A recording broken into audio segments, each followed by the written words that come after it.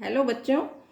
ये corona virus और कोविड-19 की वजह से हम लोग स्कूल नहीं जा पा रहे, आप लोग स्कूल नहीं जा पा रहे हो, आपकी क्लासेस रेगुलर नहीं लग रही हैं और इसमें अगर ऐसे ही रहा तो हम पीछे हो जाएंगे। इसलिए हम ये वीडियो बना करके और अपलोड कर रहे हैं और आप जिससे आपकी पढ़ाई में मदद कर हो सके और कोई भी और हम पीछे न रह पाएँ। तो इसमें आपको हम पहले ये वीडियो में रसायन विज्ञान में आपको कक्षा 11 में क्या क्या चीज़ पढ़ना है और उस कंटेंट के बारे में आपको हम परिचय कराएंगे।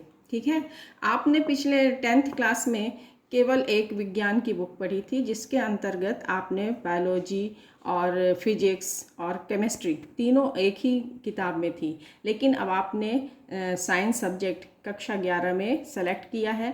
यहाँ पर आपका सब्जेक्ट चयन हो जाता है। चयन हो जाने के कारण आपको सभी बुक्स हर सब्जेक्ट की बुक बायोलॉजी की अलग, फिजिक्स की अलग और केमिस्ट्री की अलग लगती हैं और लगेंगी, जिसमें कि आपको रसायन विज्ञान की अलग बुक है और इसके अंतर्गत हम बताएंगे कि आपको पढ़ना क्या है।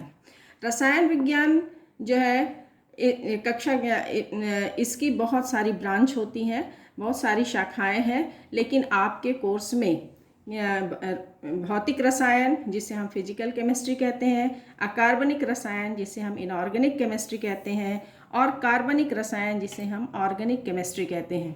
ये 3 ब्रांच है।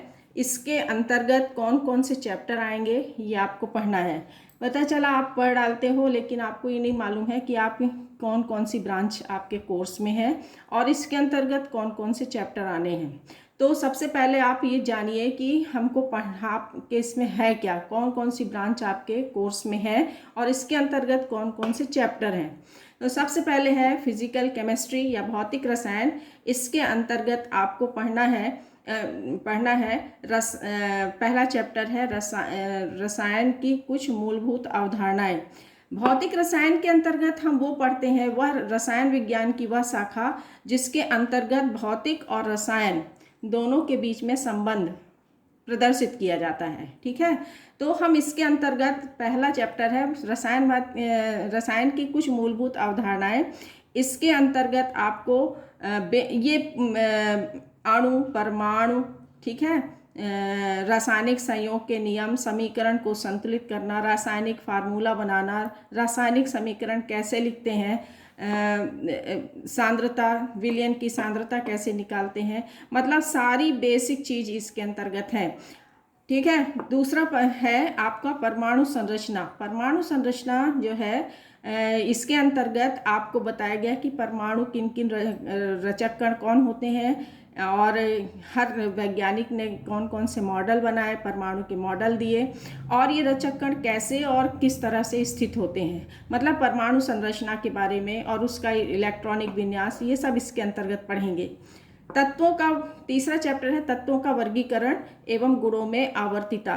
तत्वों को किस तरह से बांटा गया है, वर्गीकृत किया गया है, इसके लिए मैंडलीफ और मोजले की जो है पीरियोडिक टेबल है। इसमें तत्वों के गुणों में क्रमिक परिवर्तन कैसे होता है आवर्त सारणी में, ये आपको विभिन्न प्रकार के गुण, आयनन विभव, विद्युत ऋणात्मकता या परमाणुविक त्रिज्या, इन सभी के बारे में बताया गया है। जब आपको चैप्टर लिया जाएगा तो हर चीज़ आपको क्लियर होगी। चौथा है रासायनिक आबंधन एवं आणविक संरचना। इसके अंतर्गत आपको अणु के बनने में, चाहे यौगिक अणु हो चाहे तत्व अणु हो, इन परमाणु यौगिक के बनने में परमाणुओं के बीच में किस प्रकार का रासायनिक बंध स्थापित होता है, रासायनिक बंध के प्रकार पढ़ने हैं। जैसे आपको विद्युत संयोजक, सहसंयोजक बंध, हाइड्रोजन बंध, धात्विक आबंध, है ना, अणुओं की संरचना, संकरण, ये सारी चीज़ें इसमें पढ़नी है तथा और बहुत से सिद्धांत भी हैं वो भी पढ़ने हैं इसके अंतर्गत। नेक्स्ट है पदार्थ तथा द्रव्य की अवस्थाएं, मतलब द्रव्य का भौतिक वर्गीकरण और उसमें अवस्थाओं के बारे में। तो इसमें ठोस, द्रव, गैस, इसके क्या गुण होते हैं, कैसे जानेंगे आप कि ये चीज़ ठोस है, ये द्रव है और ये गैस है। ठीक है, और कुछ इसमें नियम है। इस पाठ में मुख्यतः जो है गैसीय अवस्था के बारे में और उससे संबंधित कुछ नियम है उसके लिए वर्णन किया गया है। रासायनिक ऊष्मागतिकी, इसके अंतर्गत रासायनिक परिवर्तन के दौरान किस प्रकार में के ऊष्मा में परिवर्तन होता है। तो विभिन्न प्रकार की रासायनिक क्रिया में ऊष्मा में परिवर्तन का अध्ययन इसमें करेंगे। इसके अंतर्गत भी कई चीज़ें हैं, इसको आप जब पढ़ोगे डिटेल में तो समझ में आएगा। नेक्स्ट है साम्यावस्था। साम्यावस्था, इसमें उत्क्रमणीय, अनुत्क्रमणीय अभिक्रिया, आयनिक साम्य, बफर विलयन, पीएच मान, अम्ल क्षार, ठीक है, सम आयन प्रभाव, ये सब इसके विलेयता गुणनफल, ये इसके अंतर्गत पढ़ेंगे। नेक्स्ट है रेडॉक्स अभिक्रिया। रेडॉक्स अभिक्रिया क्या है? इसके अंतर्गत ऑक्सीकरण अभिक्रिया, अपचयन अभिक्रिया, मानक हाइड्रोजन इलेक्ट्रोड, ऑक्सीकरण संख्या निकालना, डेनियल सेल, समीकरण को संतुलित करना, ये सब इसके अंतर्गत पढ़ेंगे। नेक्स्ट है, तो हम ये कहेंगे कि जो 11वीं है वो हर सब्जेक्ट का बेस है, चाहे केमिस्ट्री हो, चाहे फिजिक्स हो, चाहे बायो हो। तो 11वीं को यदि आपने अच्छे से पढ़ लिया तो आगे आपको दिक्कत नहीं जाएगी। तो इसलिए 11वीं को के हर चैप्टर को बढ़िया बेसिक, ये पूरा बेसिक है। आपको अगले क्लास में कभी कहीं पर भी परमाणु नहीं बताया जाएगा, अणु नहीं बताया जाएगा, तत्व क्या है, यौगिक क्या है, मिश्रण क्या है, कुछ नहीं बताया जाएगा। सीधे अब आपको आगे पढ़ना है, ठीक है।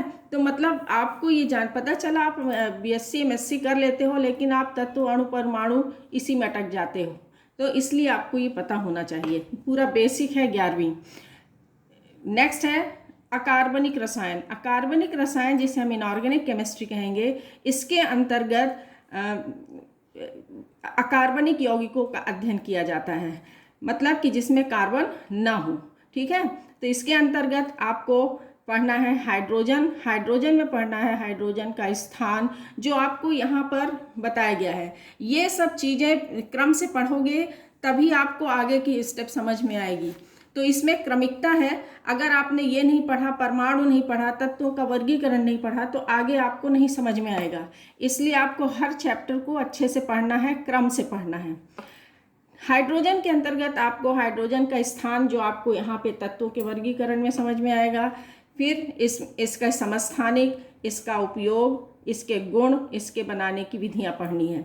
फिर दूसरा है एस ब्लॉक के तत्व। एस ब्लॉक के तत्व यहाँ पे आवर्त सारणी से समझ में आएगा कि आपको कहाँ रखा गया है, एस ब्लॉक क्या है, पी ब्लॉक क्या है, ठीक है, इनके। तो ये सब पूरा बेसिक जो है यहाँ पर है। ये पार्ट समझोगे तो आपको ये पार्ट अपने आप बनेंगे। तो एस ब्लॉक के तत्व, जिन्हें हम क्या बोलते हैं, प्रथम और द्वितीय समूह के तत्व हैं, जिन्हें हम क्षारीय धातु और क्षारीय मृदा धातु बोलेंगे। ये इनके बारे में पढ़ना है। तीसरा है पी ब्लॉक फर्स्ट और चौथा है पी ब्लॉक सेकेंड। मतलब पी ब्लॉक एलिमेंट्स आपको वहीं आवर्त सारणी में समझ में आएगा। इसके अंतर्गत केवल आपको 2 समूह हैं, 13वें और 14वें समूह के तत्व, तो इनके बारे में पढ़ना है। और ये इसमें आवर्ती गुण जो आप पढ़ोगे यहाँ पर इस चैप्टर में, वही आपको यहाँ पर सब क्लियर करेगा, ठीक है। नेक्स्ट है कार्बनिक रसायन। कार्बनिक रसायन हम किसको कहते हैं? रसायन विज्ञान की वह शाखा जिसके अंतर्गत कार्बनिक यौगिकों का अध्ययन किया जाता है। कार्बनिक यौगिक कौन होंगे?